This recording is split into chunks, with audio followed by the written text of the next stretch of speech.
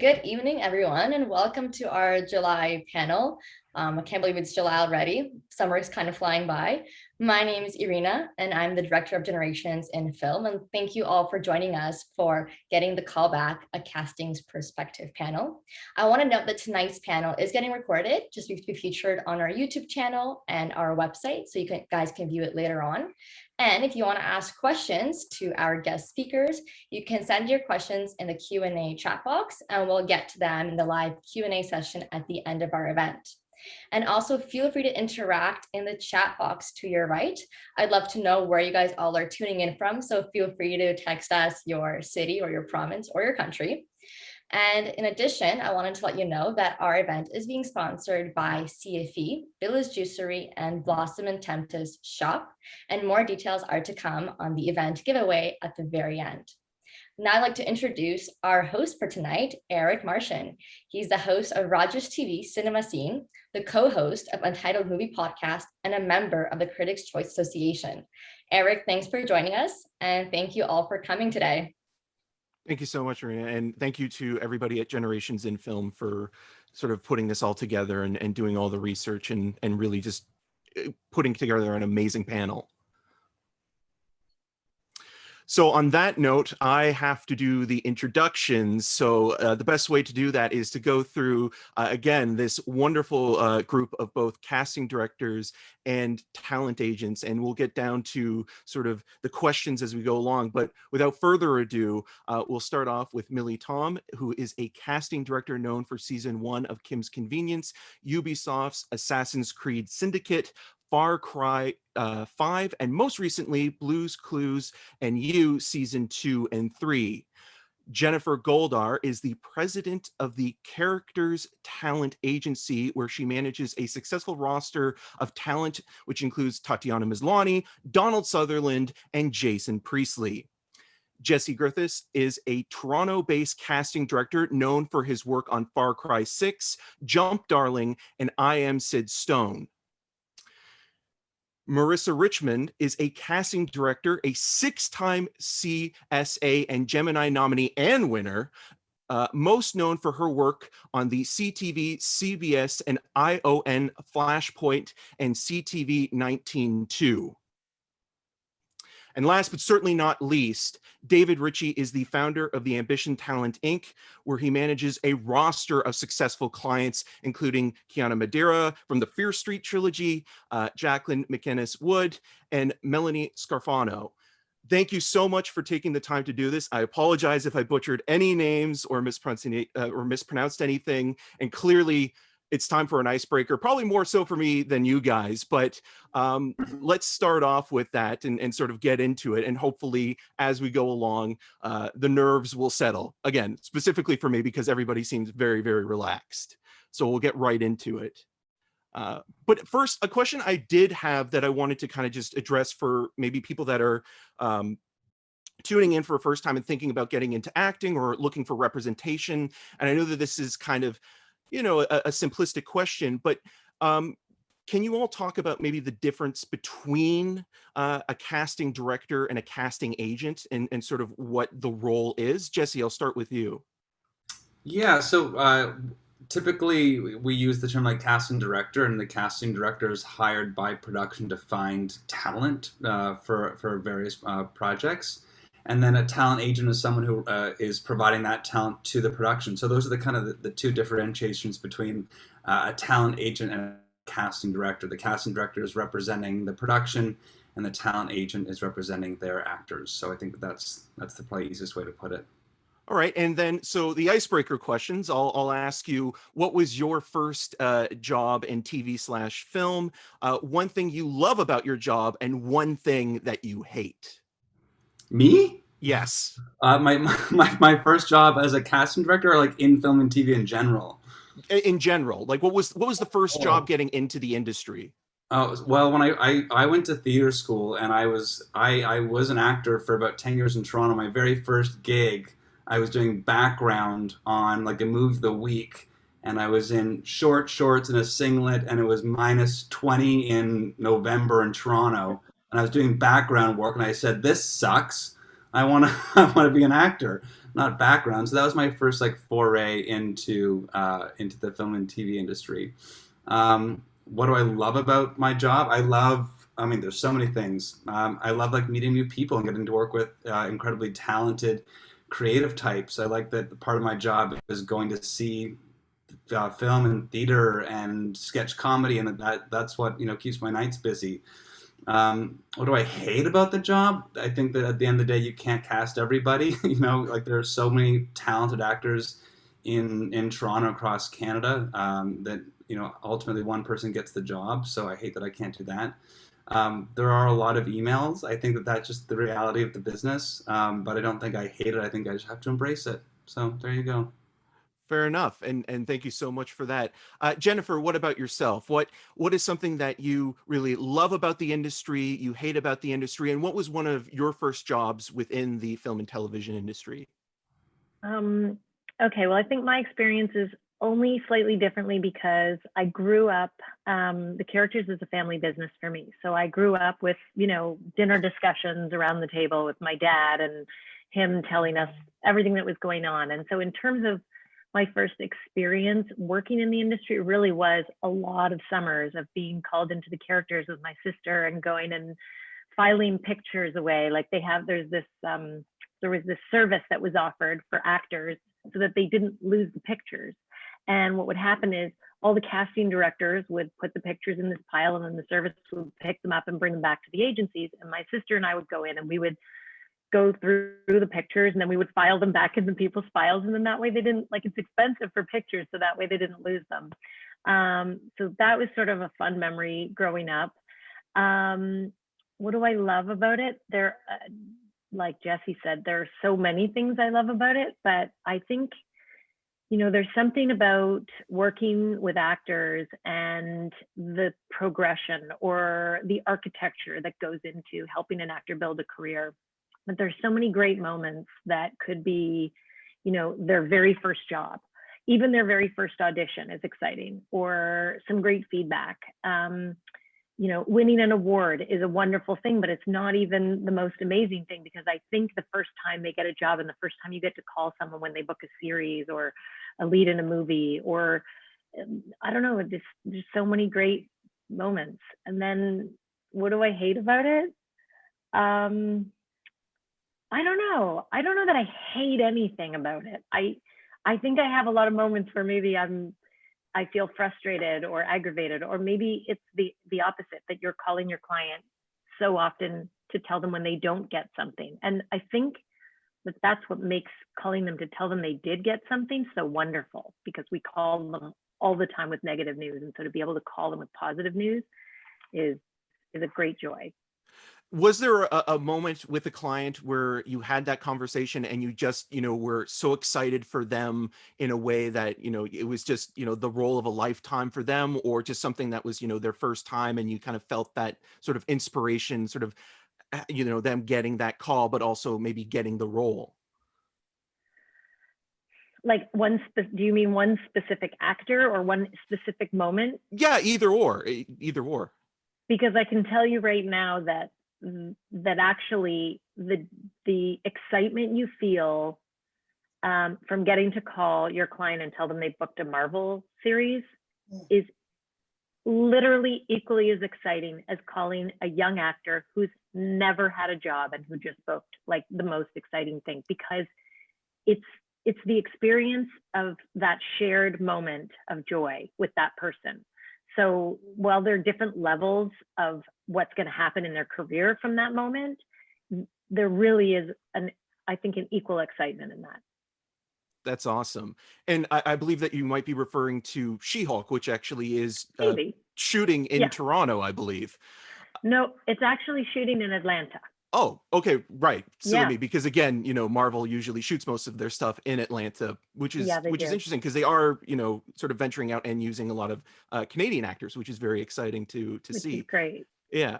Marissa, what about you? What was your first experience within the industry, your first job? And can you talk maybe a little bit about sort of what you love about it? And if you do hate something or dislike something, I don't know if hate's the right word to use even in this. My first job, I think, was working as a production assistant on a Canadian Tire Industrials. They had their own in-house video department, and we were working overnight, I don't know, shooting in the Canadian Tire stores. And I just gotten out of Ryerson, and you're just wanting to land, someplace. So it was as a production assistant. And so that was the first thing. And then, through a bunch of series of events, ended up at CBC and eventually became, an assistant and a casting director. And the thing that I love the most is being in the room with the actors and seeing what an actor can do and how an actor can take direction and trying to think of the right words to say to them to, pull them closer to what it is you think you're looking for, and seeing how those things, naturally kind of work together. So yeah, seeing what actors can do is amazing, is really amazing.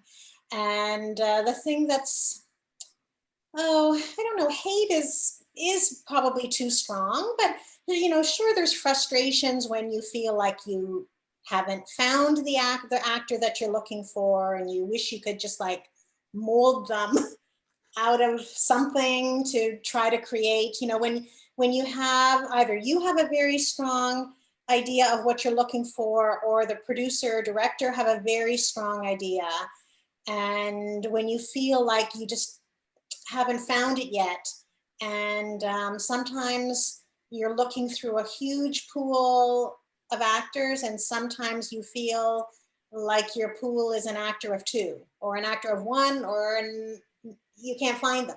So I think that can be really frustrating, and takes a lot of just, thinking. Yeah. David, what about yourself?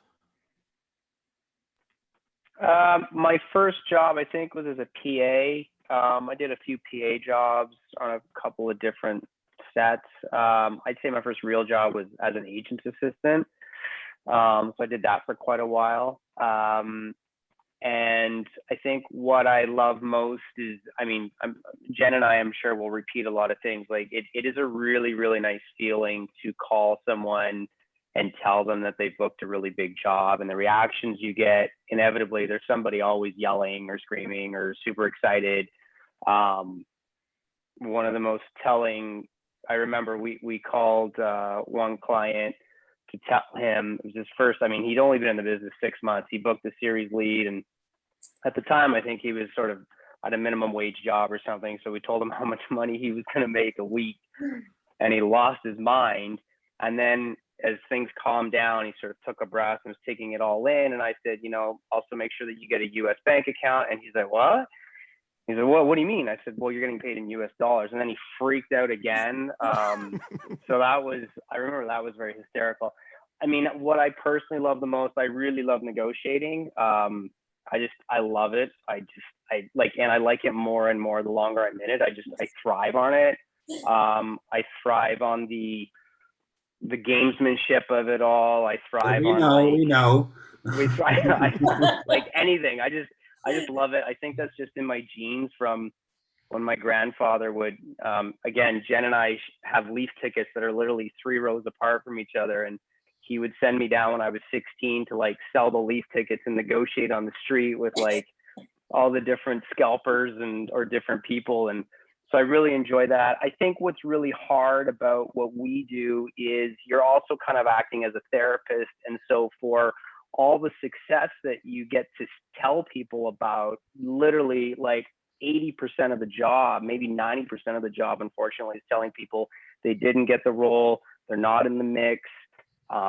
It's kind of like baseball. It's like you can bat 30% and you're a super successful agent or a super successful actor, but you're failing like 70% of the time. And so that's something that you really have to wrap your head around, and you constantly have to be, telling yourself as a representative, you got all these other people that are doing really well. And yes, these people are having trouble and they're struggling, but they will get there. And it's just the constant sort of you're just juggling, you know, everybody's emotions, because someone's really happy and then the next phone call, someone's really depressed. So I find that hard. And I also find, just now that I'm a little bit older, it doesn't really, especially with COVID, it doesn't turn off. Like, I would like the hours to sort of be a little bit more, you know, 9 to 6, 9 to 7, as opposed to 24 hours a day, weekends, holidays. That gets a little bit much, but yeah, those are kind of the good and the bad. And Millie, what about yourself? My first job in the industry, I was an executive assistant for a film distribution company. So we distributed film. My boss would go around the world, watch movies, and then bring them back to Canada to distribute. We did videos, and it had a division where we got to distribute Barney, the dinosaur, for Canada, and Fox Television. So that was really exciting. And then what I love, I think I'm going to go with Marissa's answer. I love being in the room with the actors. I think I thrive the best there. I love watching the creative, watching them. You know, my job as a casting director, I think, is to provide is to provide options, and it's an extension of storytelling. And I love watching. You can bring in 6 actors and you see 6 different interpretations of a character. And I think that's pretty fascinating. Something that sort of frustrates me, definitely when I think my producers and directors when we don't agree on who the right person is. So they'll go with somebody and I'll be like, what? You're crazy. It should have been this one. And you're like, okay, fine. You know, and at the end of the day, like, it's their money, so they get to choose, and it's their story, right? And they're choosing who tells the story best. But you're like, you're nuts if you don't go with this person. So yeah, that's always the hardest. But yeah, overall, I love what I do. So yeah, I cannot complain. Now, for everybody here, it seems to be a tight-knit community. Is it competitive between sort of agencies and directors, or is there a separation of those things? And I wanted to also ask both Jesse and David, who have some acting experience, does that change sort of the relationship between you and the client and sort of the collaboration process? Are you able to bring some insight into sort of having those conversations with sort of your clientele? For me, I don't play that card as much. For those that don't know, I went to Queens and studied drama, and so I did a 4-year program there on you know, acting, writing, theater, performance, all that sort of stuff. So when I was first doing it, and I was looking to build a clientele base, and you know, trying to get people to the next level, I was watching a lot of tapes, and I was giving a lot of feedback, and I was digging back into my experience and my education and training.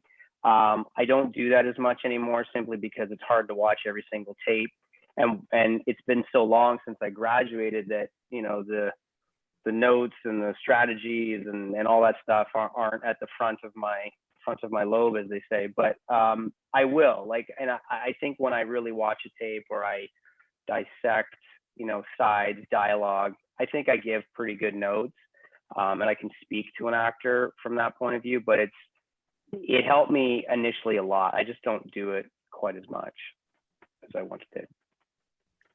Jesse, what about yourself?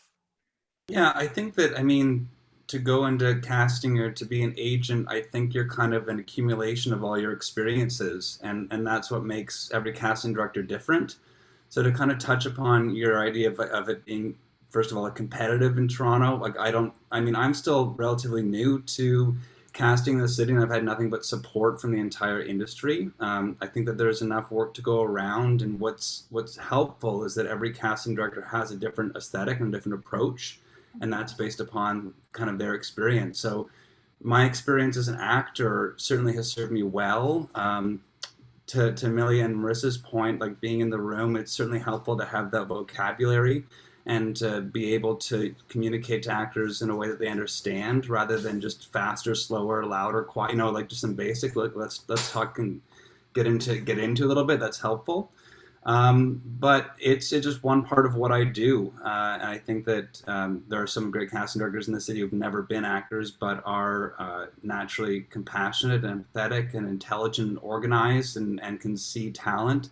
And I don't think you have to be an actor to do that. I think it's helped me, but it's just part of who I am, not the complete picture. But it's also why I love actors, and I have so much compassion for them in the room, because auditioning is hard. And like Jennifer and David were saying, the idea of rejection is quite tricky. And so I know that every time someone comes in, they're putting themselves in the line, and it takes a lot on the emotional toll to get there. So I think that there is part of me that does appreciate the journey that an actor has to go through. I'm glad I don't do it anymore. I have a lot of respect for them, but it's a really tough job, even for the ones who are the most successful.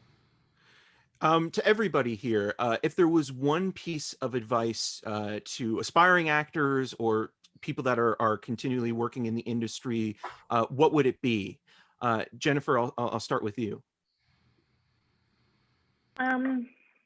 That's a hard question. I remember my dad used to sit down with actors, and I always felt like he was trying to talk them out of wanting to do it. He would sit in the meeting, and it's not that he was being negative, but he really gave them a perspective of what it will take for your soul to be able to handle that kind of rejection.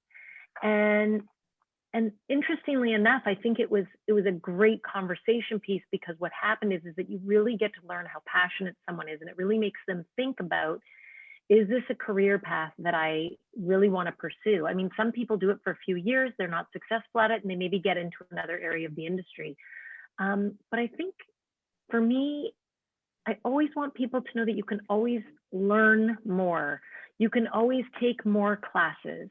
As an agent, I feel like I'm always learning. There's always something new and interesting. When I'm negotiating a deal, I was listening to David talk about negotiating, how much he loves it. I also love it. But what I find interesting is that every year that I do this, and when you're working with higher profile actors and suddenly there's an entertainment lawyer involved, I learn so much from them. And then you can take that and you can apply it to your other clients who don't have a lawyer. It's the same for an actor. You can never stop learning. And, I hate to always keep referring to Tatiana, but I am going to use her as an example here. This is a girl who won an Emmy Award and the next day flew to New York to do a 1-week workshop in an acting class.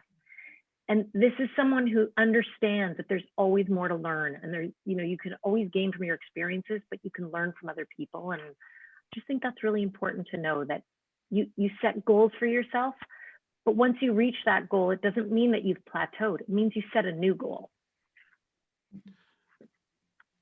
That's a great answer. Marissa, what about yourself? Do you have any advice for aspiring actors or people that are in the industry trying to, make it or just continually working? Well, I mean, it's a hard life. I mean, I do believe, though, that there is the perfect role for everybody. Like, some people just have more perfect roles than other people. And whether you have the stamina to be able to make a living until that perfect role shows up is really very difficult. I think as far as, being in the room, I think that people have to strive for naturalism as much as they can. And through them people watching and observation, and, things are getting smaller and smaller and smaller because the camera is just so in their face. So really having things be as intimate as possible, even if you're doing, a broader comedy like a Schitt's Creek or something, it's heightened, but it's still grounded. Everything has to really just feel grounded. And do you think that's partly to do with just technology, or even sort of adapting in terms of, like you mentioned, acting style being more authentic or natural within sort of the moment? Sure. The style of acting has changed. If you look at some film and television that was made in the 70s, 80s, 90s, you'll see that the acting style, the acceptable acting style through those periods has really changed.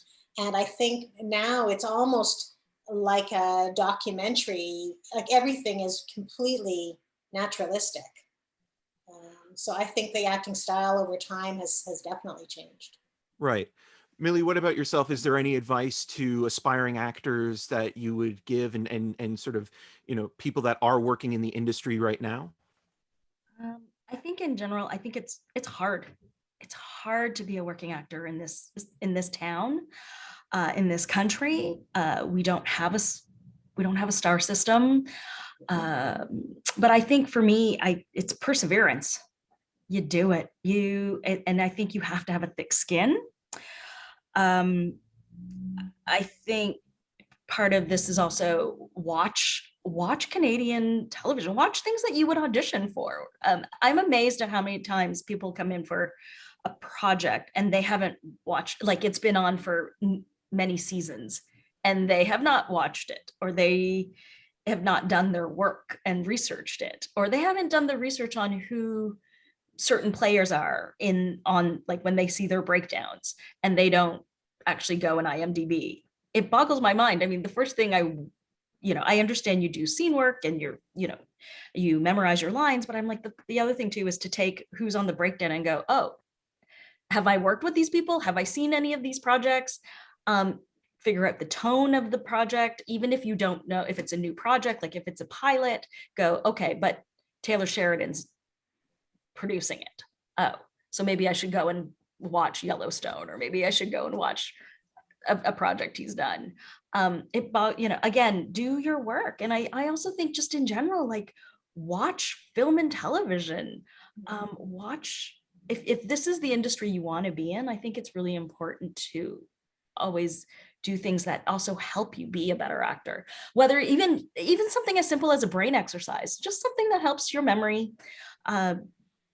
Again, I just think it's everything will only help an actor be better. I think I'm amazed also at how many actors will come into a room and they don't know how to breathe. They're so nervous, but they don't know how to deal with grounding themselves and being able to breathe. And I think something as simple as, meditation, a yoga class, just ground yourself, just peace. It's a really tough business. Being an actor in this business is really hard. And I think it's really important to make sure you that whole well-being and wellness, mindfulness and wellness is really important. You got to stay sane. It's a really hard, being an actor, I think is in general, again, like Jennifer and David have already said, you get more rejections than you do the yeses. So how do you maintain that? How do you help yourself? The one thing I think that I would just add, because I think not everybody that's viewing are actors. I think that it's also difficult. I think there are agents, I'm sure you guys can talk to it, that when you're starting your own agency, it's also hard to be developing your roster and getting to a stage where your actors are making money, so you're making a living. Starting out as a casting director is also not easy, to be developing the connections that you need, and every job interview is like an actor where you're going into an audition and you get it or you don't get it.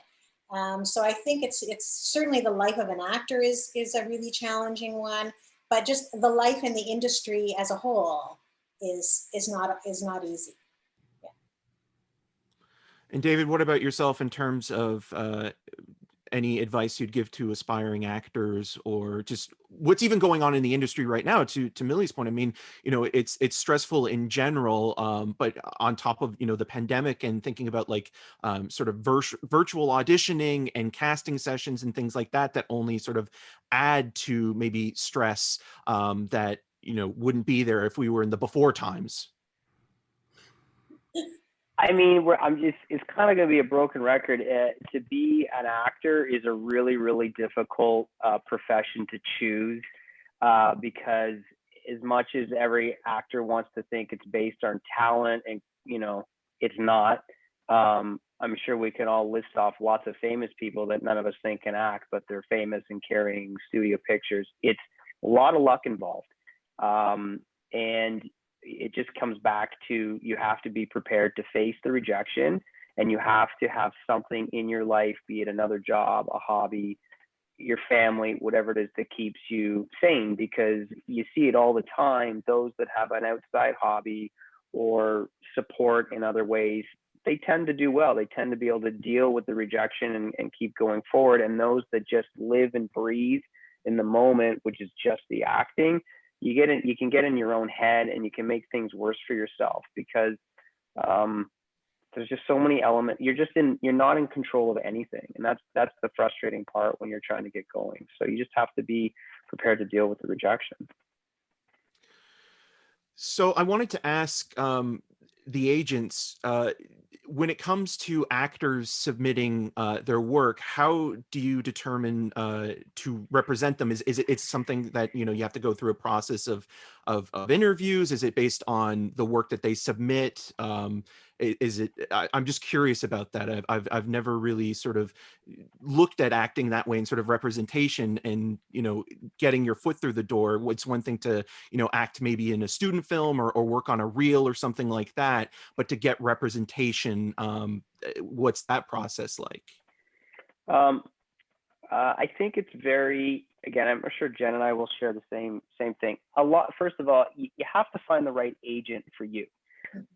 You might apply to our agency, you might apply to characters, you might apply to Jen and she'll say no. You might apply to me and I'll say that's exactly the kind of person I'm looking for. You might apply to both of us and Jen and I will say, it's not really what we need specifically, but we got some associates that are looking to build a roster. Maybe you'd be a good fit there.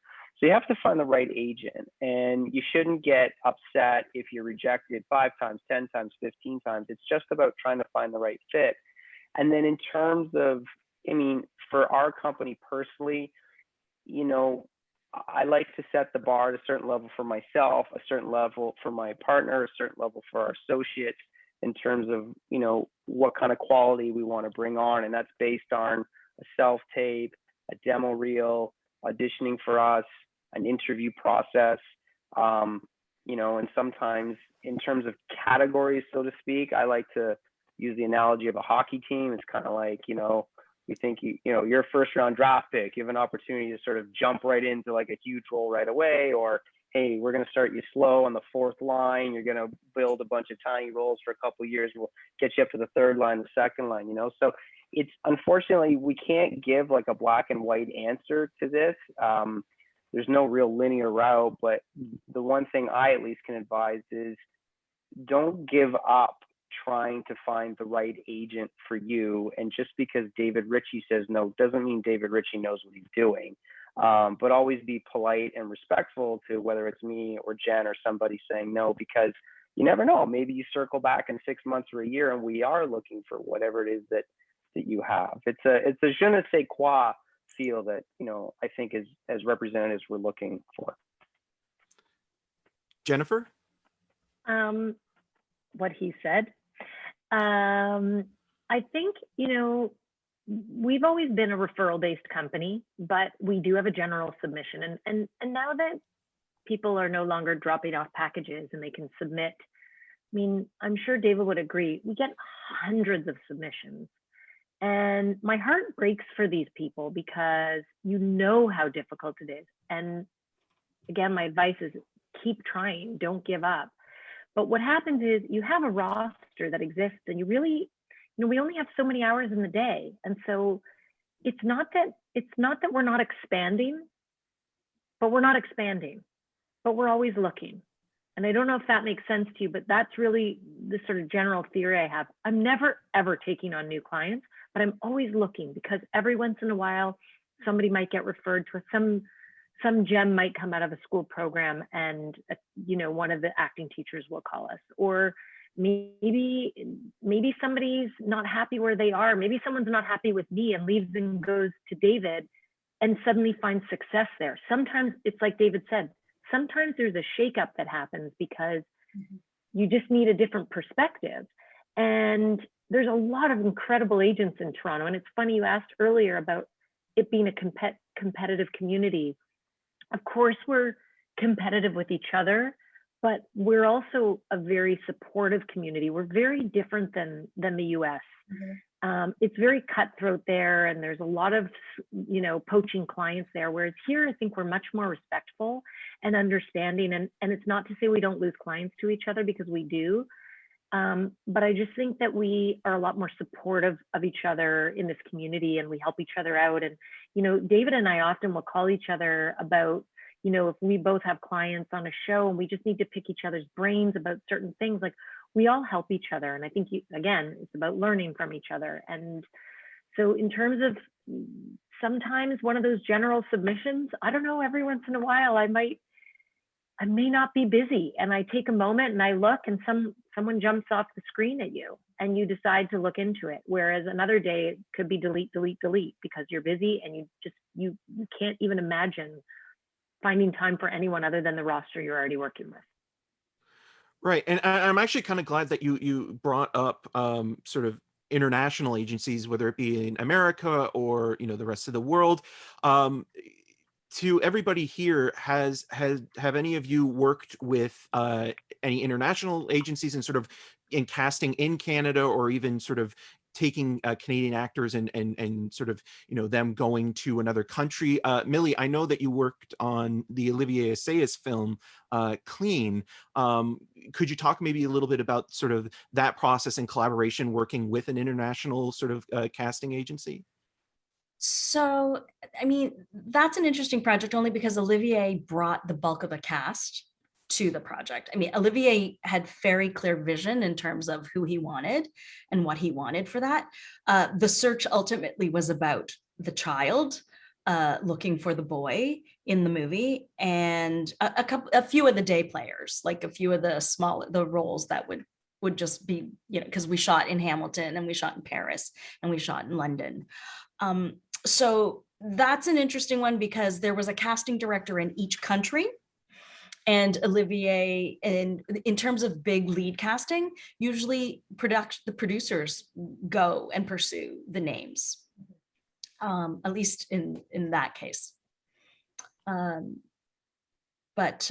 yeah, I feel like I'm still learning this, because yesterday I got to work on a project where I'm working on a children's series, and I did my first really big offer to like an A-list star, and I had no clue how to do it. I literally begged my network and casting executive going, can you walk me through this? Because I don't even know the first thing. And, you know, it was like, so how does this work? Like, who's going to make this offer, and who's going to do it? Like, who comes up with the figure? Like, who comes up with the number that we're going to offer?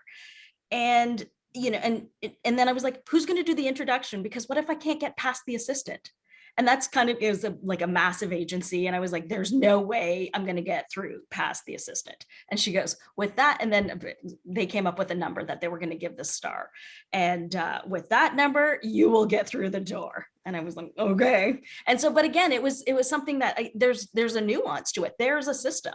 You phone, you tell them the offer's coming.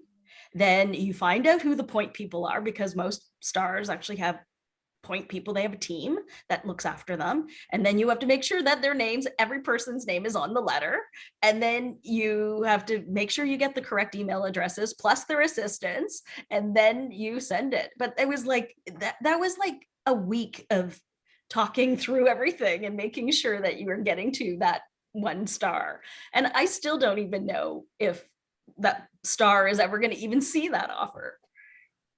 So yeah, it seems like a learning process. It's absolutely, I feel like I'm always learning. And especially when it comes to the international, like to the US side, like I just feel like LA is a whole different world, and there's a system. And if you screw that up, and part of that for me was, I only got one kick at the can, or otherwise they're never going to let me get through that door again. So I was like, I wanted to make sure we did it slowly, carefully, and meticulously. Yeah, I find that with, you know, in Canada and in Britain, when you're calling there, the agent system is much like ours. Everyone is accessible and approachable. You know, you might not get the actor that you want, but you can at least get the information, and they're not going to leave you dangling and in a kind of void of no information. I mean, you need so much lead time with the states, but I find that when the agent finally calls you, which can be like, I don't know, at anytime it just dawns on them to pick up the phone and give you a call, then they want it to happen really fast. And it's actually, Millie, you know, it really, I feel like I just want to talk with you about this. It really is the same. And it's something that they make the process much more intimidating. But when you actually get into it, I mean, there might be a few more details to deal with, but it's the same. And you just stick with your style of how you negotiate and get the deal done, and you know, it's ultimately the same. Yeah, I wanted to ask everybody here, you know, a documentary I watched a little while ago, called Casting By, directed by Tom Donahue. There was this conversation in the film that directors have this animosity to casting directors being called casting directors. And I just kind of wanted to get everybody's thoughts on that in terms of even just, you know, casting can make or break a movie or a TV show. And it doesn't feel like it's represented in sort of, you know, the awards sort of field the way that, you know, some other categories are starting to become more prevalent, whether it be, you know, stunts or things like that, where, you know, casting again is such an important aspect of, you know, the movie making process that it seems almost like there is a divide between directors and producers, or at least just the terminology of saying, you know, a casting director. And I just wanted to get everybody's thoughts on that. Jesse? That's a hard one. You know, I think that if you ask 10 different directors, you get 10 different responses on that. I think that there are directors now that I've formed relationships with who I know will always come back to me, and I know there are other directors who, you know, think that all casting's job is to collect, you know, 15 people and present them. I think what I like about the job is it's a very collaborative process, and you kind of react to different personalities as they come, and some people need, some directors need to be supported, and some know exactly what they want and are there to provide options. But I think that always casting's job is to expand the world of what this character could be. You know, if you're asking for a very specific character and I give you 10 options, and that just seems kind of boring. And I think that anyone on this panel could present 10 good names. The idea is to present 10 fun options, or people kind of outside the box you might not think of, or that might not be the first choice, but could really bring something exciting to it. So I kind of got off track with your original question, but I do think that the role of casting is really important, and it's a collaborative process, and you are part of the team. I think acknowledging it at award seasons would be great, but that's not why we do it. Right. Does anybody else want? Oh, yeah. Yeah, I think that for sure it's collaborative, and I think it's the casting director's job is to get really to kind of do a mind meld with the producer and director on really what it is they're looking for. And sometimes they can articulate that really well, and sometimes they can't. And I think because we're so used to thinking of all of the qualities that go into a character, the casting director can help pull out the language and the ideas out of the producer and director to help refine the character, so that we actually then have a better idea of what it is we're looking for. And I think that, yeah, that's all I think. Does anybody else want to sort of talk about that, or do you guys want to move on to another question? I'm always kind of just open to hear you guys sort of in the collaboration process. But there's something that Millie and David brought up that I'd like to hear maybe some more from Marissa and Jennifer and Jesse, is just, you know, how has COVID affected the process of casting and auditioning for you guys and working with your clients during the pandemic? Well, I mean, like we've been doing like Zoom auditions kind of since March 14th. You know, so it's become the prevalent way of auditioning other than self tapes.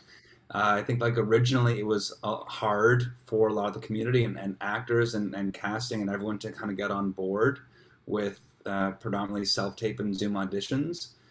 There's a lot of pros and cons to the process. The pro is I get to see, you know, a lot more people through Zoom and self-tapes than I normally would. Just the technology and the time management allows for that. What you lose in the self-tapes, which you kind of gain in Zoom auditions now, is the idea to connect, which is something, you know, Marissa and Millie talked about, the idea of being in the room. In Toronto, you know, when COVID first hit, we could kind of feel the gears grinding to a halt, and then I just feel it's been kind of ramping up over the last couple of months, and Toronto is kind of feels busier than it's ever been. There's a backlog of work and new content being made, and the desire and need in society for stories.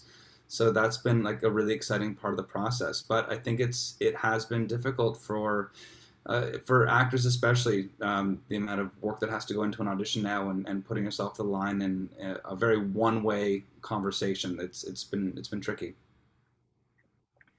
I would like to say that when COVID first hit and the world kind of shut down and we were very busy doing other things, not our usual job, but then because the numbers in Canada were so good at first, I would say that by August things started to explode in Toronto, in Canada actually, and by the fall, all the U.S. productions had been greenlit to start again, and SAG had come to terms with their COVID protocols, and things literally exploded, and I feel like we haven't stopped since then. I agree there are pros and cons to it. The self-tape audition has an element of convenience that is, you know, really great for an actor, especially one who likes to overthink things and do many, many takes. But there is also, and the other thing is with the self-tape, we have more opportunity for our clients. So when they're in the room, there's only so much time that's allotted, and there's only so much time the casting director can book. But casting directors have been much more open to more self-tapes, to people they might not have given an opportunity to before. With that, it becomes more competitive for the people who are being seen. You've got more people auditioning. You've got more time that you're spending uploading auditions. You have more time in your day, as David said, where you are not spending time with your family because you're busy working. And there's an element of this line that doesn't exist anymore, I find, in terms of our time, that has changed, because we're no longer going to an office every day and coming home at the end of the day. Your office is your home, or maybe you go to an office, but somehow time is, I don't want to say it's not respected, because we all do it. I do it too. We're all working longer hours, and every actor has had to become a tech wizard. We have clients who are not 20 years old who know what the heck they're doing. You've got actors across the board, all different ages, who are having to learn how to be lighting directors for themselves, how to upload videos. It's really difficult when you have older actors who just are not tech savvy. You have to teach them, and you have to have patience. You have to know how to do it yourself to teach them. This is where it's very difficult, but I think that people are adapting and doing a phenomenal job. And I really applaud them, because it's not easy to not be able to just walk in a room and have feedback. And when a casting director is so busy because they have so many auditions coming, it's harder to go to them and ask them for feedback. And, you know, we don't ask all the time, but every once in a while you want to be able to go and do that. And so it just, everybody's jobs have become, I would say, more complicated, and there's added layers. There's more complexity to what we're doing now. I don't have anything to add to what they said. Oh, great. I think Jennifer and David made a really good point about sort of, you know, adapting within the world of the pandemic, especially, and Millie as well, where, you're working 24 hours a day, 7 days a week. It's not a 9 to 5 thing, or depending on sort of how much time you schedule, because you're at home and there's the availability of working at home. So you could be doing an audition via Zoom at 5 in the morning somewhere else. And I just wanted to ask everybody, when it comes to the clients, the actors that you're working with, has there been any burnout? Is it something that, adapting, not just on a technical level, but on sort of a personal level, important to sort of take into consideration during the pandemic? You mean for us or for the client? For the clients. Oh, I mean, yeah, a lot of them are burned out. I mean, I think I've heard the phrase, I feel like I do a self-tape and it goes into the abyss and I never hear back from it, or I do this self-tape and it goes in this big vacuum, or is anyone even watching these tapes? Like, I've heard that, like, I don't know how many times. So yeah, I think it's obviously playing on people. I think, Millie, everyone here will say certain actors audition better in the room when they're given direction and can feel the energy in the room, and certain actors are better on tape. I think, yeah, I mean, obviously it's been effective for sure. Has there ever been, with the way that the industry is working now, and the idea that there are streaming services, content seems, the word content itself is another word that's always been sort of debated recently, whether it's film, television, or something in between. But it seems that there are so many opportunities now for actors to be cast. Has it gotten any easier to sort of get actors into the door with sort of multiple TV shows and films being made and produced for not just the film and television industry as we know it, but again, sort of online content as well? Or is it sort of, again, sort of more sort of choice actors that are always kind of positioned for certain roles? I mean, I find it easier than ever to get people auditions. There's so much content, as you say, and everything is now online. And it's also easier for I never thought I'd say this, but I kind of miss the old days where I had to call, Marissa 5 times to pitch a client, be like, please see them, or, I'm fine, David, fine, I'll just see your effing client, like, get them in, you know what I mean? I know, I'm just kidding. That's what Millie would say. But now, I mean, everyone's very receptive to tapes, but with that, as Jen says, comes so many tapes. There's more shows, but there's more actors, there's more auditions. It's like everything is kind of relative, I've found, with even how it was 10 years ago. I also find it really, really easy right now to get people seen. It's just so busy. Although I think there's still, peaks and valleys for actors. And I think, it just depends. Some of them will be slow and some will be busy, and then it flips. But for the most part, I feel like our clients are busier than ever. Does anybody want to add to that, or do you want me to move on to another question? Because something that I also kind of find interesting, just in terms of where the industry is right now, you look at a lot of the shows that are being made, and Millie brought this up, is that, do you think people are watching it within the industry and sort of taking note of potential talent that's being cultivated by, casting agencies or sort of directors sort of working with that talent and sort of getting the next gig? Because it almost feels like there is so much content available that maybe, somebody is not getting that opportunity to be seen in something that is maybe under the radar. And what maybe is the best way to kind of, is there a way to single yourself out, whether it be, at the process of doing an audition, or sort of, the work that somebody's doing right now that is, on television or in film or online even? I think that all of the casting directors, I'm going to talk for you too, hopefully, I'm presuming you do this, we watch everything. We might not watch a whole season of a series, but you're going to want to watch a little bit of everything that's going on, because a casting director is really as good as the number of people that they know in their heads, so that when you see submissions or you're thinking about people who weren't submitted, you know, it's your own bank of what's going on. So you really will watch theater and film and television, you know, web series. You really want to see everything that's going on, or read lists of who's in cast, or find out, you know, who's doing what. It really is something that all casting directors do. You know, Millie mentioned earlier that a lot of actors come in and haven't done their homework, and I think it's interesting that you said that, and I appreciate what you're saying, Marissa, because I think that is our job, to watch everything. Mm-hmm. Not every episode, but at least one episode of everything. And it just, I mean, you have to try. There's more content than ever now. It makes it more difficult. Although I have to say, in the last year and a half, I've watched a lot of television. But it's important. We need to know who's hot. We need to know American television too. We have to watch that stuff.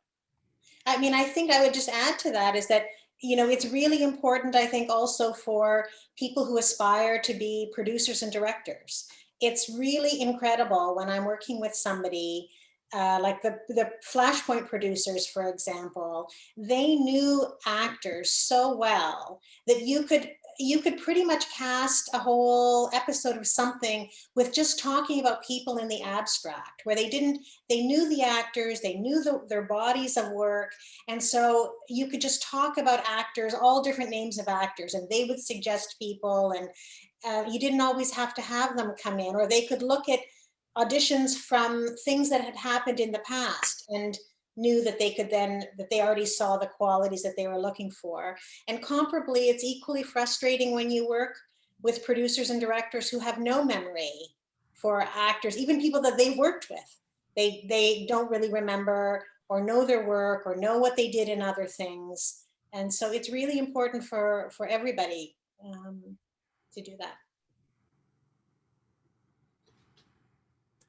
So before we go to the Q&A, I wanted to ask everybody if there was a piece of advice that you wish that you knew when you were getting into the industry, and sort of something that maybe you could pass on to people that are watching right now that, you know, again, you know, starting or starting a new career in this industry. So it's something in that manner. Go ahead, Jason. I was going to actually like tag on what David said earlier, that while it's a hustle and you have to be vigilant and steadfast and a thick skin, I think it's also really important you have a balanced life, that you surround yourself with good people that are going to support you through the good times and the bad, because it's a hard struggle, and also finding the things that bring you joy. That alone can get you through some pretty dark times or some rough auditions or some tricky jobs. Having life perspective, I think, will serve you well. And I wish that I figured that out now. I'm still figuring it out, but that's advice that I wish I got earlier. I'm going to say that it's a small industry. As big as it is, it's small. And I think it's interesting because I remember, and I say this because I think you have to respect and be kind to everybody, whether it be the receptionist that answers the phone or the assistant. I still remember Jennifer Goldhar as an assistant, an assistant of the characters. I remember David Ritchie, he was an assistant. And I'm telling you, those people, now good luck if they take my call. So my thing is, you have to be nice. No, and they do. They absolutely know. They're very good. They're very good to me. But I mean, look, at the end of the day, they're busy too, right? So, and again, they have to prioritize. So, but I go, you have to be good to everybody, whether it be, and I'll tell you, I'm working with a producer now who, he's now built a really, really interesting production empire. He makes all these children's television programs, but he was an assistant at a talent agency. And I remember phoning him, and you always think that you never really pay attention to the assistant. Well, you better pay attention to the assistant, because the assistant becomes a big time producer who wins a bajillion Emmys and one day will have the power to hire or fire you. And I go, like, those are the important things. Like, look at where David Ritchie and Jennifer Goldhar have landed. And if I mean, I'd like to think I was nice to them but we were all, and I always think of it as there was an assistance code. I was an assistant when Jennifer was an assistant.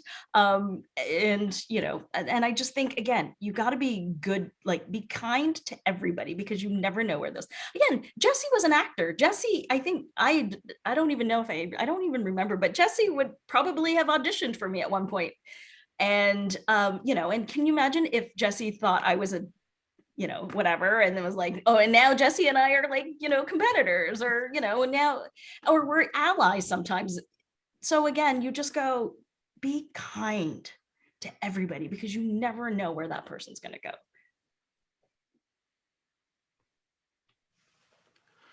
Well said.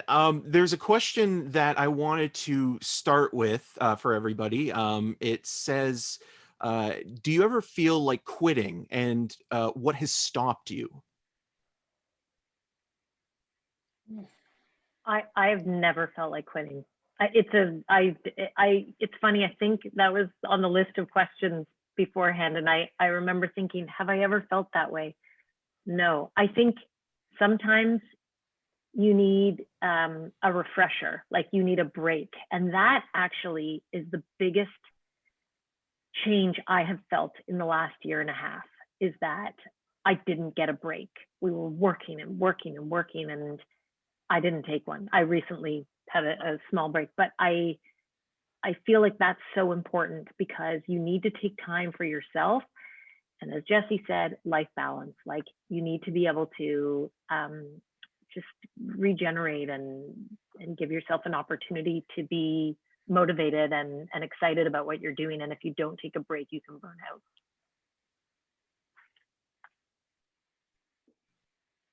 Anybody else before I move on to the next question? Yeah, I think about quitting every day.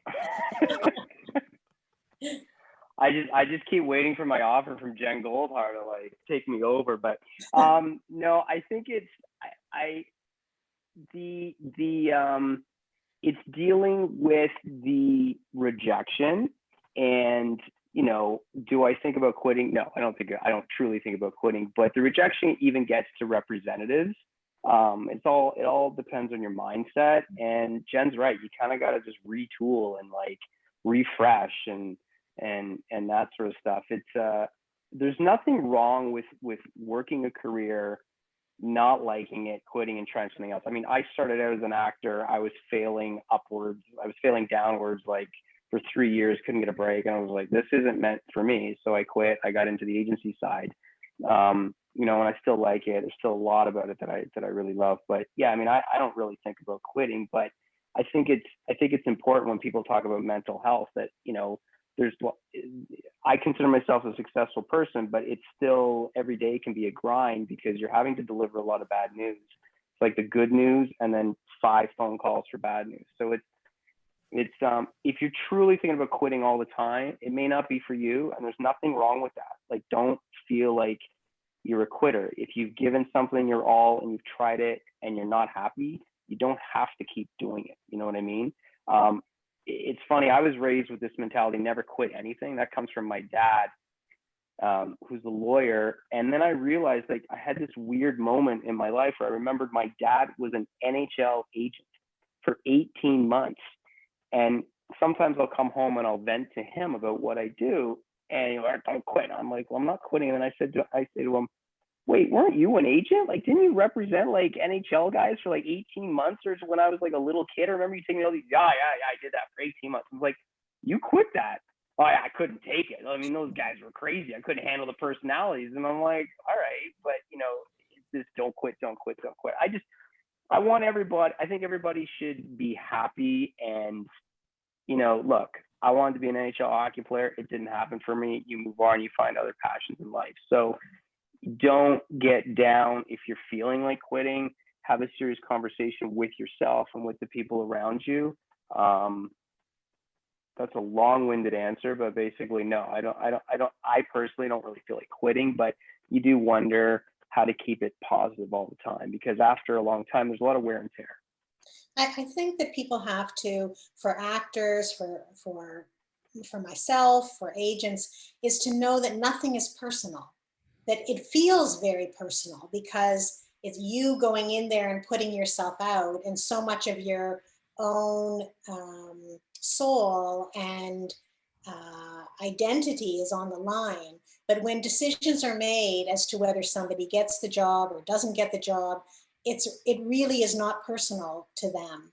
And so it's being able to somehow separate yourself from who you are as an individual, and that what is your job when you go out and do it. And similarly in negotiations with agents is really, I really strive and I appreciate when I'm dealing with an agent where nothing becomes personal, and you're sometimes having difficult conversations, but that things don't devolve into where you then feel personally slighted, or that some kind of comment is a jab, or is really trying to keep things as professional and not personal. So everybody, nobody walks away, feeling unhappy.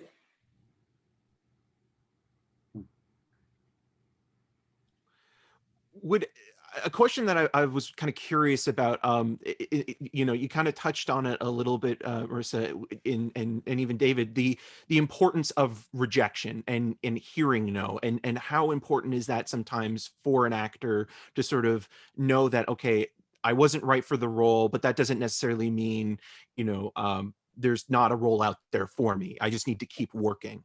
For sure. I mean, many times you'll see an actor where you know right away that they're not the right actor for the role, but it's still interesting to watch them, because the more you see them, the more you get to know really when it is the right time for them. And it's not that the actor is maybe doing a bad job. It's maybe that you didn't know them well enough to know that they were not the right actor, or you just wanted to see how things would play out because they're interesting and they'll bring something interesting, but that's just not their day.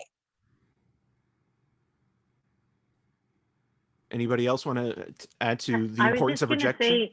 I was just going to say that one of the most interesting things of this new sort of self-taping regime as agents is that we get to see our clients' auditions now. I mean, the way it used to be, they walk in a room, you have no idea how they're doing in their auditions. And now we're watching every single one. And if it's not me watching it, it's my assistant watching, or I'm watching at least one scene of everything that we are sending in. And I find it really fascinating because you really, you can see the difference between performers, people who are a little more green, people who are a little more established.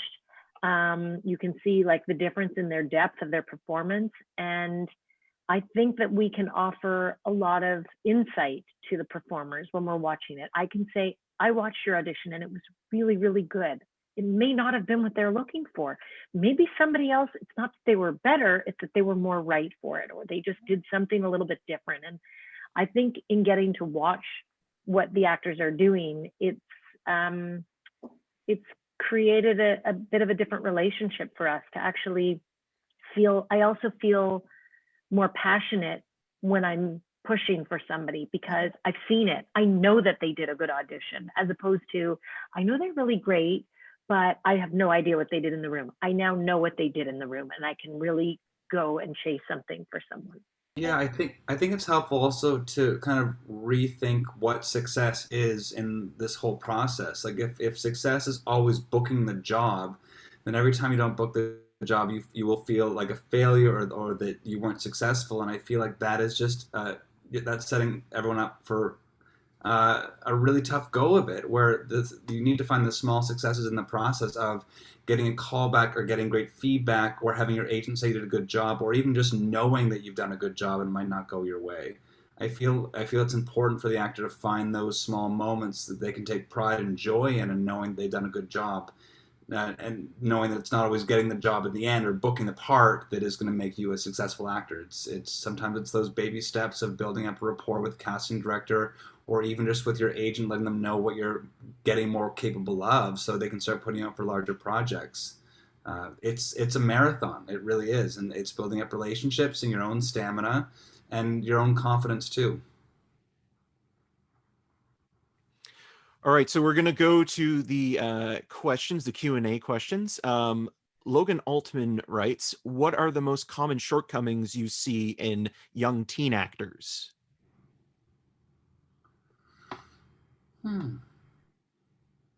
That's a good question. I'm trying to think. I think it's authenticity. It's them being able to take the lines off the page, like depending on how green, how new they are, to take the lines off the page and be able to give them back in a really real, authentic way, something that feels true to them. Yeah, Marissa's perfect. Just listen to Marissa say that. What I added on is like a sense of vulnerability. I feel like younger actors being vulnerable is quite scary, even for older actors. But that is one thing that's can be quite apparent, is a lack of vulnerability or the willingness to go there.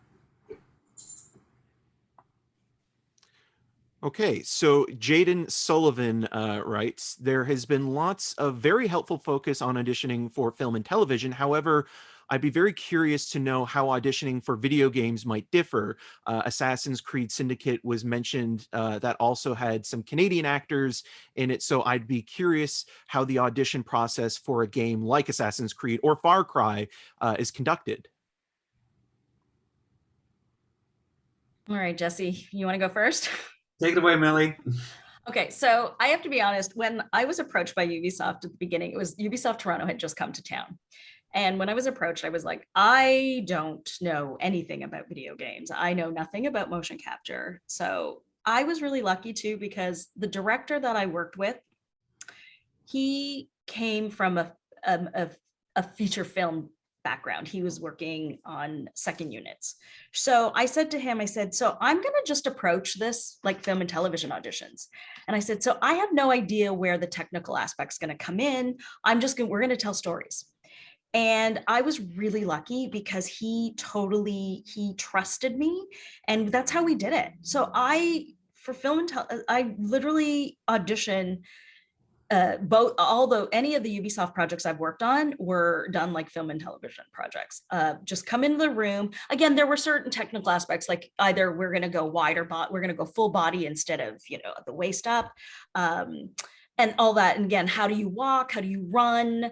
Absolutely. And so we built in a physicality. There was definitely physicality in terms of the auditions, but ultimately for any of the projects I worked on, they were all about performance first, and then the movement. So. Yeah, I agree with everything Millie said. When I started working on I didn't know what I was getting myself into. So the first thing I did is I bought a PlayStation. I bought a couple of games. I'm like, let's figure this out. It was a write-off, so I was happy to do that. But figuring out what this actually is, what are they looking for, and realizing how important the physicality is in the video games. So when you're shooting a 3/4 shot or a full body shot, it's because they want to see gait and where you hold your weight and how you move.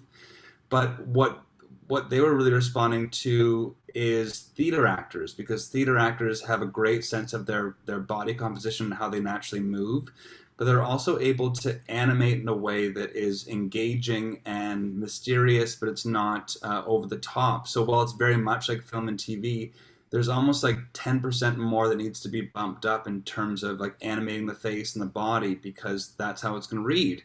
When you're doing your close-up on a character in a video game, if they're not moving slightly, even just slightly, then they look dead. So there always needs to be an inner energy that's kind of coursing through them.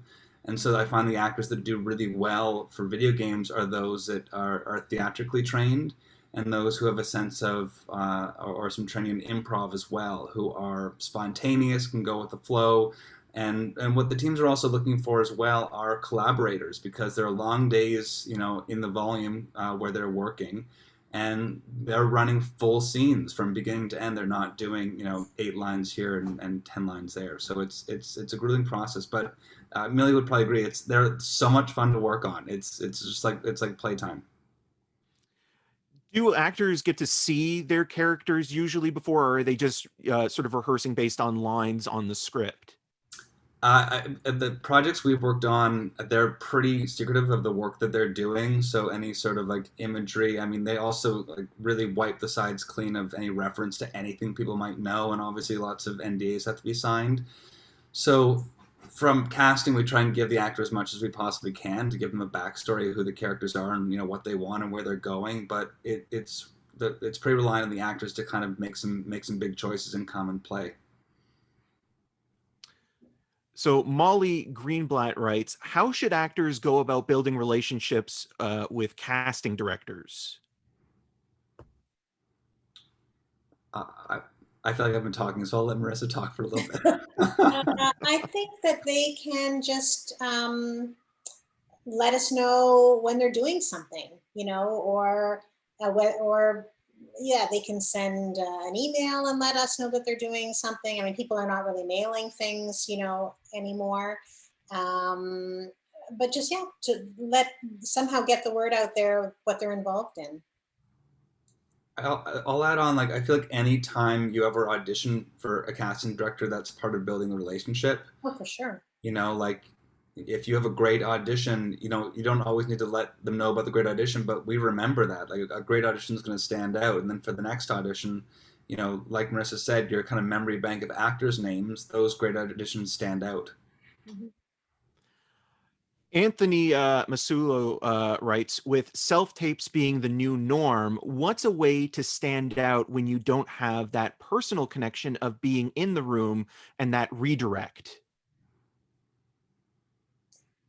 You can do the scene if you have, if you feel like you've got a couple of choices, you could do the scene a couple of different ways to show, a little bit more of your colors, especially if you're not familiar or the casting director is not familiar with you and your work. I think it just the lighting has to be good, the sound has to be good. And keep your eye line just off camera, though. I mean, try to recreate it in a way that you would as if you were in the room, so that your face can be easily seen and you can be heard. Yeah, I agree with everything Marissa said. And kind of going back to what Millie said, we can kind of tell in those first 15, 20 seconds if you don't understand the tone or if you haven't done the research on the project. So in addition to all the technical stuff, you treat it like a real audition, do all your homework, make sure you've kind of made choices that are grounded in the text, and then, show us your work. Yeah. Jennifer, David, any? Oh, sorry, Millie. Sorry, I was just going to say, and I think you have to, that's the thing about self-tapes. I think you have to make that scene real for yourself, period. Again, I've just been recently working on a project where it's like prisoners, and it's tricky, right? But again, if it's small, it's tight, you're in a tight room, kind of like a jail cell. So you make it real for yourself, and you make the scene, you create that moment. And I know it sounds very vague sometimes, but I'm like, I do the same thing in Zoom auditions. You have to make that scene real immedially. Like we're asking for instant performance, even if it is a self-tape. I do just want to add to what Millie has said about, thinking about the size of the room. And so I find that being aware of the size of the room, either that you are physically in or that the character's in, and having your vocal level be appropriate for whatever intimacy is happening in that scene is really very powerful. Mm-hmm. Jennifer, David, anything to add?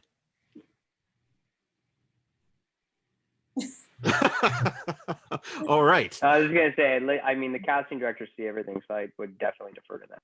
Okay. So Jamie T writes, do you find yourself changing the way you help your clients when they find success/fame? That's a Jen question. Jump in on that. Yeah. Yeah, the answer is definitely. I think, I'll sort of make reference to what I said earlier. In terms of setting goals for yourself, I think everybody should set goals so that they have something to strive for. But I think that, life throws us a lot of curveballs. And so sometimes the goals change, and maybe you don't reach the goal. You don't book something. So you have to sort of change what you're goalpost was, or maybe you book a series and you weren't expecting to, and that wasn't the goal, but you did something you weren't expecting to. So now you have to change it again. And every time you reach the goalpost, we have to move it, and we have to figure out what the next steps are. And that applies to everybody. When you're first starting out, you do everything. Like, you know, you might be a bit precious about some things, like maybe there's material that is really, really terrible that you don't want to do, or maybe there's nudity and you don't want to do that. But I think in the beginning, you really just try and do as much as you can to be in front of a camera and to get experience. But then once you start booking more and more often, then you get to start making choices. Then you get to be, you know, more passionate about saying no to something because you didn't like the material. Then you get to maybe find a little independent film. It doesn't pay very much money, but there's so much meat and it's so challenging that you want to do that. And maybe that's the film that gets into a festival that helps you get recognition. And then again, you're changing the goalpost and you try and figure out what's next. And you know, maybe you are the lead in a series and then the series ends and you go 2 years without working, and you call your agent and you say, I really need money. Let's open our field division. Let's not just put me in for lead roles. It goes both ways, Eric. It can be that you're changing the direction because of fame or success, or it could be that you're changing it the other way because of finances. And I think people should do, I think there are a few reasons why people take work. They take work for material, they take work for money, and they take work for just passion and creativity. Like you just have to figure out in what moment you're looking at those particular, like, what is the reason you're taking this job? It might be because you need money and you have to pay bills and you have a family to support, and that is okay.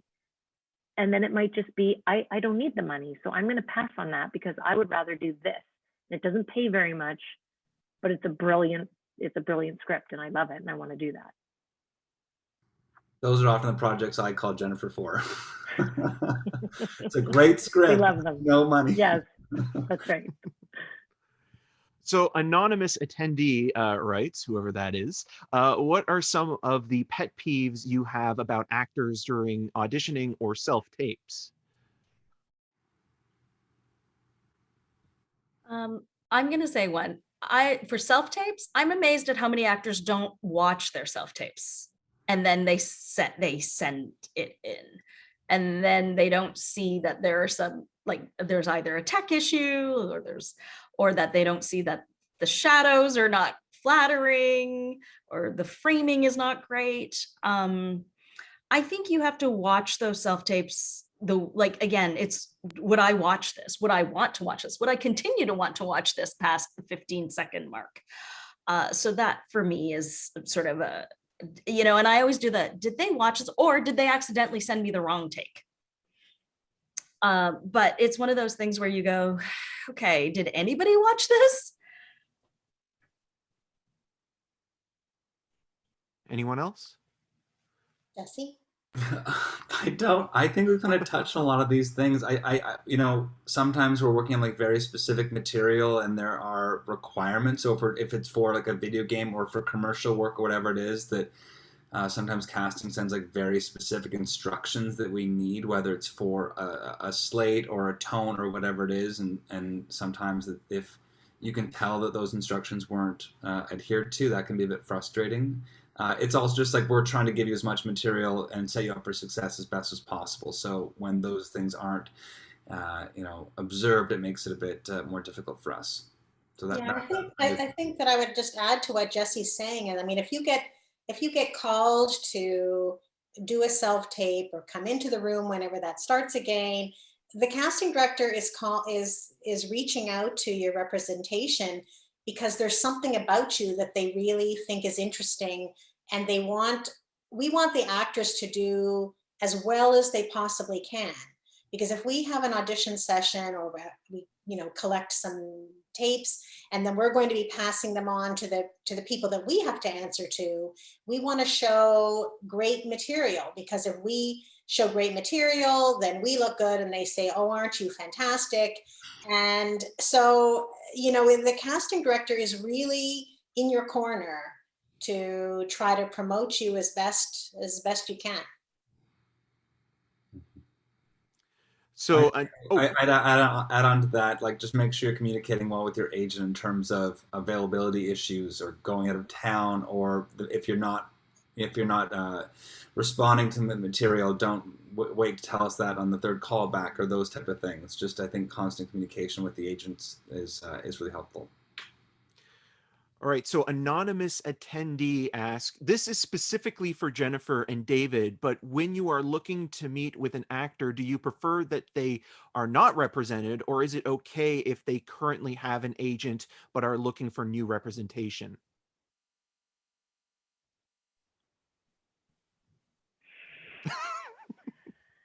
That's a tricky question, because it's not uncommon that an actor will call an agent in confidence because they're looking to make a move. I will say this, I am not opposed to meeting with someone who has an agent, but I have a real rule of thumb, and I start that meeting with, have you talked to your agent? Do they know you're upset?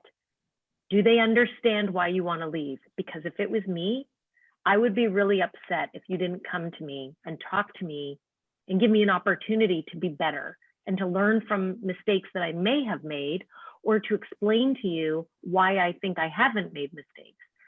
You know, we're not perfect. I think David and I are both really good at our jobs, but I'm sure there are a lot of times where we might do something that our clients don't like.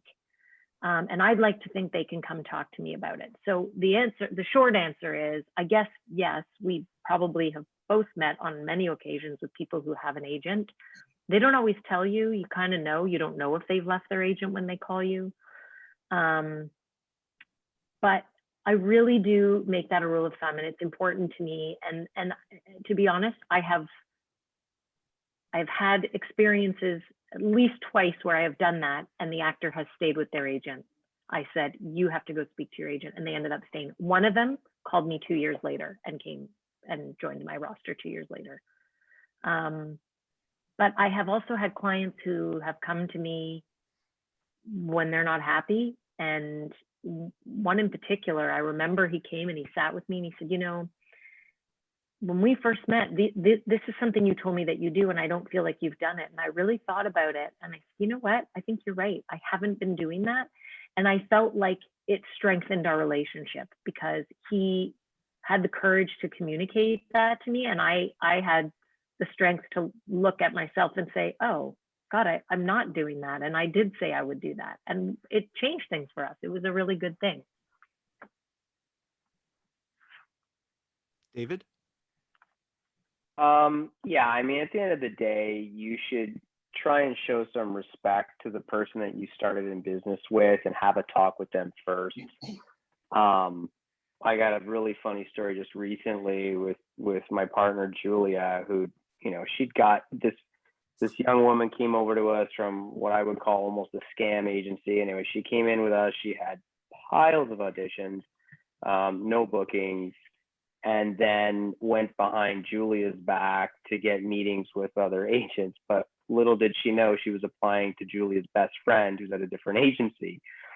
So Julia's best friend forwarded her the email, and then of course we dropped the client instantaneously. And then, so it's kind of like just show some respect. And I think, you know, no one's perfect. You as an actor aren't perfect. As agents, we're not perfect. It's a hard business, and it's a lot easier when you say to someone, it's not working for me, I want to give some notice, and this is why. So yeah. And sorry, I'll just jump in and say one more thing. I know we're answering a question as to who we want to meet with, but I also think it's important to note that we would never, ever go after a client, an actor who had an agent. We just wouldn't do that. And that's where I was saying earlier, where there's support in our community, that the agents in Toronto are very supportive of one another. And it's not like in the US. Depends on the agent, Jen.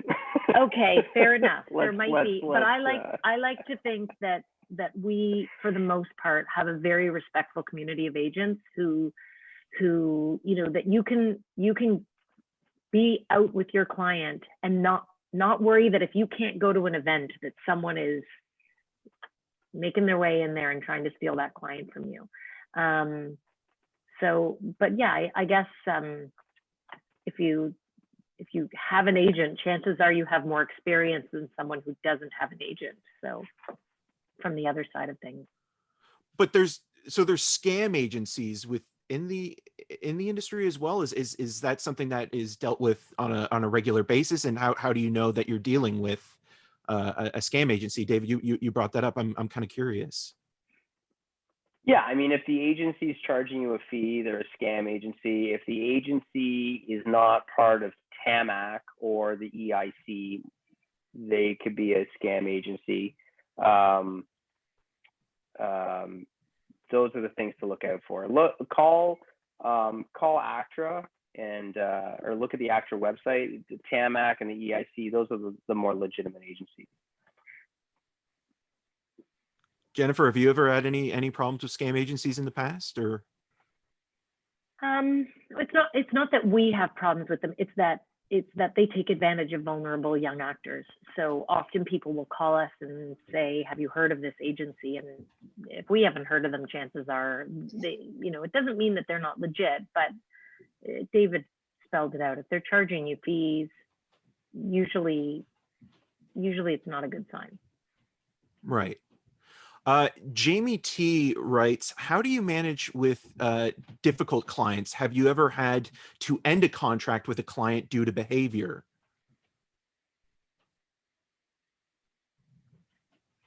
I'm going to say that as I've gotten older and wiser, I have a life is too short category. And there are some people that fall into that. And I feel very fortunate that I really care a lot about my clients. And I've been very lucky to work with really some wonderful people. But every once in a while, there are some difficult personalities. And part of our job is learning to navigate those personalities. But when they hit the life is too short category, it's not worth it. And I think when you're a young agent on the rise, you might have a little more patience for that. But as you become more established, it doesn't matter. Life is too short.